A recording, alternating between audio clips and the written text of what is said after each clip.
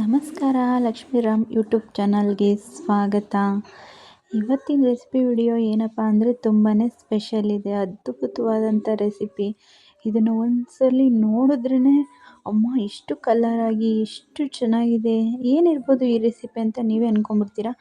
ಅಷ್ಟು ಟೇಸ್ಟಿ ಮತ್ತು healthy food ಇದು, ಎಲ್ಲರಿಗೂ ಆರೋಗ್ಯಕ್ಕೆ ತುಂಬಾ ಒಳ್ಳೆಯದು.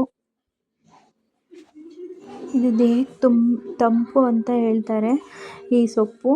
ಅದರಿಂದ ಆದಷ್ಟು ಇಂಥ ರೆಸಿಪಿನ ಮಾಡ್ಕೊಂಡು ತಿನ್ನಿ ಅಂತ ಹೇಳೋಕ್ಕೆ ಇಷ್ಟಪಡ್ತೀನಿ.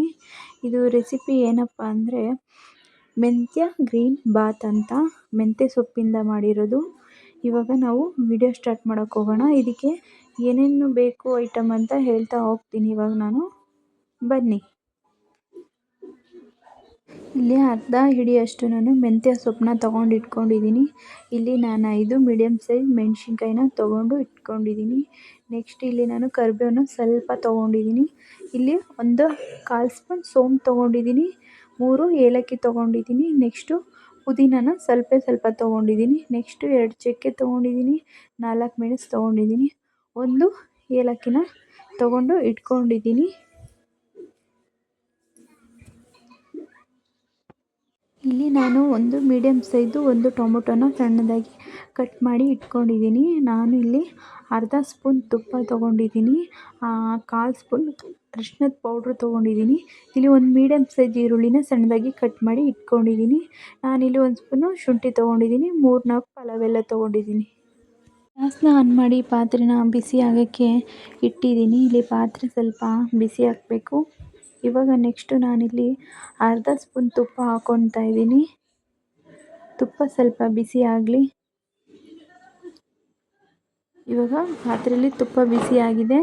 ನಾನಿವಾಗ ಫ್ರೈ ಮಾಡ್ಕೊಳ್ಳೋಣ. ಮೆಂತ್ಯ ಸೊಪ್ಪು ಮತ್ತು ಮೆಣಸಿನ್ಕಾಯಿ, ಕೊತ್ತಂಬರಿ, ಚಕ್ಕೆ, ಲವಂಗ, ಏಲಕ್ಕಿನ ಇದೆಲ್ಲನೂ ಕೂಡ ಚೆನ್ನಾಗಿ ಸ್ವಲ್ಪ ಹೊತ್ತು ಫ್ರೈ ಮಾಡ್ತಾ ಬರೋಣ ತುಪ್ಪದಲ್ಲಿ.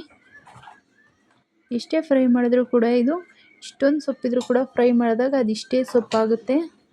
ನಾವಿಲ್ಲಿ ಸ್ವಲ್ಪ ಚೆನ್ನಾಗಿ ಇದನ್ನು ಫ್ರೈ ಮಾಡಬೇಕು. ಸ್ವಲ್ಪ ಚೆನ್ನಾಗಿ ಫ್ರೈ ಮಾಡ್ಕೊಬನ್ನಿ. ಅರ್ಧ ಭಾಗ ಫ್ರೈ ಆಗಿದೆ. ನಾನು ಆವಾಗಲೇ ನಿಮಗೆ ಗೋಡಂಬಿನ ತೋರಿಸಿರಲಿಲ್ಲ. ಇವಾಗ ನಾನು 2 ಗೋಡಂಬಿನ ಹಾಕ್ಕೊತಾ ಇದ್ದೀನಿ. ಇದನ್ನು ಕೂಡ ಚೆನ್ನಾಗಿ ಫ್ರೈ ಮಾಡಿಕೊಂಡ್ರೆ ಈ ಗೋಡಂಬಿಯಿಂದ ತುಂಬ ಟೇಸ್ಟ್ ಸಿಗುತ್ತೆ ರೈಸ್ಗೆ ಹಾಕಿ ಮಿಕ್ಸ್ ಮಾಡಿದಾಗ. ನೀವು ಗೋಡಂಬಿ ನಿಮಗೆ 3 ಬೇಕಾದರೂ ನೀವು ಹಾಕ್ಕೋಬೋದು, 4 ಬೇಕಾದರೂ ಹಾಕ್ಕೋಬೋದು, ಟೇಸ್ಟ್ ಚೆನ್ನಾಗಿರುತ್ತೆ. ನಾನಿಲ್ಲಿ 2ನ್ನ ಹಾಕ್ಕೊಂಡಿದ್ದೀನಿ. ಇದನ್ನು ಹಾಗೆ ಚೆನ್ನಾಗಿ ಫ್ರೈ ಮಾಡೋಣ. ಮೆಣಸಿನ್ಕಾಯಿ ಎಲ್ಲ ಚೆನ್ನಾಗಿ ಫ್ರೈ ಆಗಬೇಕದು. ನೀವು ನಿಧಾನಕ್ಕೇ ಫ್ರೈ ಮಾಡ್ಕೊಂಡು ಬನ್ನಿ, ಚೆನ್ನಾಗಿ ಫ್ರೈ ಆಗುತ್ತೆ. ಆಲ್ರೆಡಿ ಎಲ್ಲ ಫ್ರೈ ಆಗಿದೆ ನೋಡಿ, ಎಷ್ಟು ಚೆನ್ನಾಗಿ ಫ್ರೈ ಆಗಿದೆ ಅಂತ. ಇದಕ್ಕೆ ನಾನು ಸ್ವಲ್ಪ ಉಪ್ಪು ಹಾಕ್ಕೊತಾ ಇದ್ದೀನಿ, ಅರ್ಧ ಸ್ಪೂನ್ಗಿಂತ ಕಮ್ಮಿ. ಯಾಕಪ್ಪ ಅಂದರೆ ಟೇಸ್ಟು ರುಬ್ಬಬೇಕಾದ್ರೆ ಮಿಕ್ಸಿಲಿ ಟೇಸ್ಟೆಲ್ಲ ಉಪ್ಪುದೆಲ್ಲ ಇಟ್ಕೊಂಡು ಮಸಾಲೆ ಚೆನ್ನಾಗಿ ಬರುತ್ತೆ. ನಾನಿಲ್ಲಿ ಮಿಕ್ಸಿ ಜಾರನ್ನ ತೊಗೊಂಡಿದ್ದೀನಿ. ನಾನು ಹುರಿದಿಟ್ಕೊಂಡಿರೋವಂಥ ಮಸಾಲೆನ ಇದರಲ್ಲಿ ಹಾಕ್ಕೊತಾ ಇದ್ದೀನಿ. ನೀವೇ ನೋಡಿ ಎಷ್ಟು ಚೆನ್ನಾಗಿ ಬಂದಿದೆ. ಅಷ್ಟು ಸೊಪ್ಪು ತೊಗೊಂಡಿದ್ದೀನಿ, ಇಷ್ಟೇ ಬಂದಿದೆ. ಗ್ಯಾಸ್ ಆನ್ ಮಾಡಿ ಪಾತ್ರೆನ ಇಟ್ಟಿದ್ದೀನಿ. ಪಾತ್ರೆ ಸ್ವಲ್ಪ ಬಿಸಿ ಆಗಬೇಕು. ಪಾತ್ರೆ ಇವಾಗ ಬಿಸಿ ಆಗಿದೆ. ಇದಕ್ಕೆ ನಾನು 2.5 ಸ್ಪೂನ್ ಆಯಿಲ್ ಹಾಕ್ಕೊತಾ ಇದ್ದೀನಿ. ಆಯಿಲ್ ಸ್ವಲ್ಪ ಚೆನ್ನಾಗಿ ಬಿಸಿ ಆಗಬೇಕು. ಇಲ್ಲಿ ಆಯಿಲ್ ಬಿಸಿ ಆಗಿದೆ. ಇವಾಗ ನಾನಿಲ್ಲಿ ಸಾಸಿವೆ ಹಾಕ್ಕೊತಾ ಇದ್ದೀನಿ, ಅರ್ಧ ಸ್ಪೂನು. ನೆಕ್ಸ್ಟ್ ಇದಕ್ಕೆ ನಾನು ಕಟ್ ಮಾಡಿರೋಂಥ ಪಲಾವ್ ಎಲೆ ಹಾಕ್ಕೊತಾ ಇದ್ದೀನಿ. ನೆಕ್ಸ್ಟ್ ಇದಕ್ಕೆ ನಾನು ಸಣ್ಣದಾಗಿ ಕಟ್ ಮಾಡಿರೋಂಥ ಈರುಳ್ಳಿನ ಹಾಕ್ಕೊತಾ ಇದ್ದೀನಿ. ಇದನ್ನು ಹಾಕ್ಕೊಂಡು ನೀವು ನೀಟಾಗಿ ಫ್ರೈ ಮಾಡ್ತಾ ಬನ್ನಿ. ಈರುಳ್ಳಿಯಲ್ಲಿರೋ ಹಸಿ ವಾಸನೆ ಎಲ್ಲ ಹೋಗಿ ಅದು ಚೆನ್ನಾಗಿ ಫ್ರೈ ಆಗಿದ್ರೆ ಟೇಸ್ಟ್ ತುಂಬಾ ಚೆನ್ನಾಗಿರುತ್ತೆ.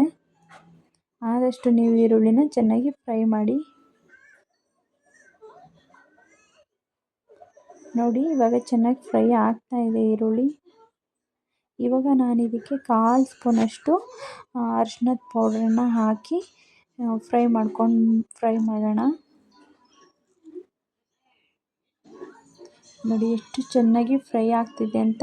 ಹಾಗೆ ನಿಧಾನಕ್ಕೆ ಫ್ರೈ ಮಾಡ್ತಾ ಬನ್ನಿ. ಈರುಳ್ಳಿ ಚೆನ್ನಾಗಿ ಫ್ರೈ ಆಗಿದೆ. ಇದಕ್ಕೆ ನಾನಿವಾಗ ಅರ್ಧ ಫ್ರೈ ಆದಮೇಲೆ ಶುಂಠಿ ಬೆಳ್ಳುಳ್ಳಿ ಪೇಸ್ಟ್ನ ಹಾಕ್ಕೊಳ್ತಾ ಫ್ರೈ ಮಾಡ್ಕೊಂಡು ಬರ್ತೀನಿ.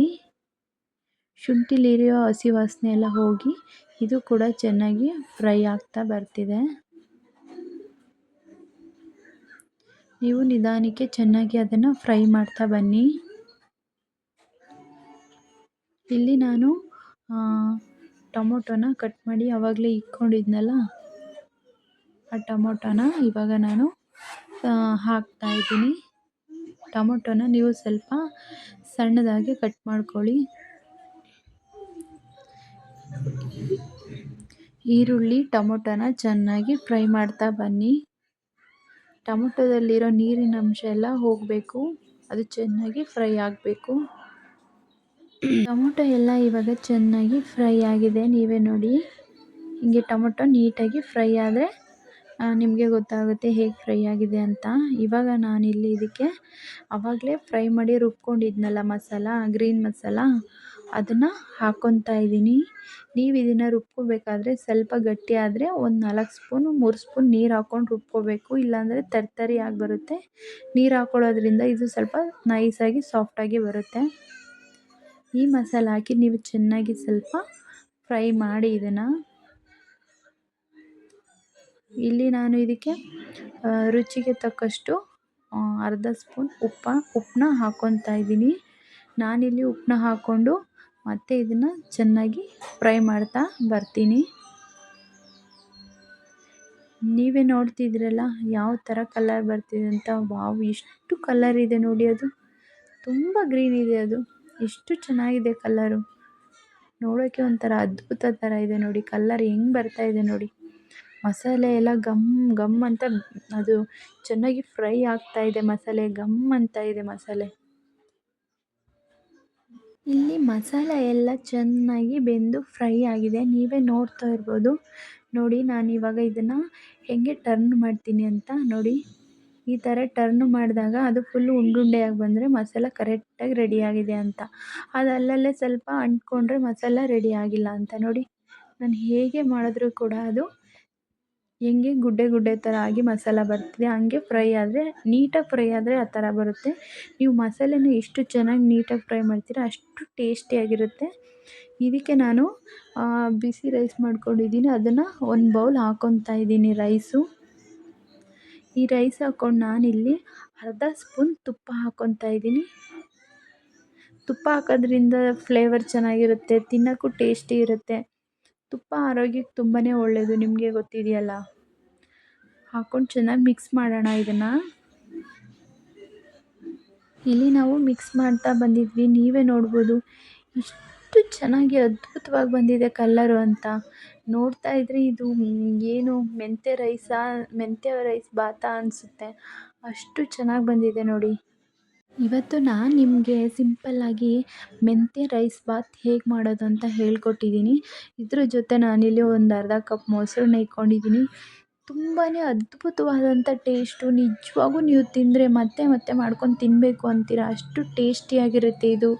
ದಯವಿಟ್ಟು, ನಾನಿವಾಗ ಹೊಸ್ದಾಗಿ ಯೂಟ್ಯೂಬ್ ಚಾನಲ್ನ ಓಪನ್ ಮಾಡಿದ್ದೀನಿ. ಸಬ್ಸ್ಕ್ರೈಬ್ ಮಾಡಿ, ಲೈಕ್ ಮಾಡಿ, ಶೇರ್ ಮಾಡಿ, ಕಮೆಂಟ್ ಮಾಡಿ ಅಂತ ಹೇಳ್ತಾ ಬಾಯ್.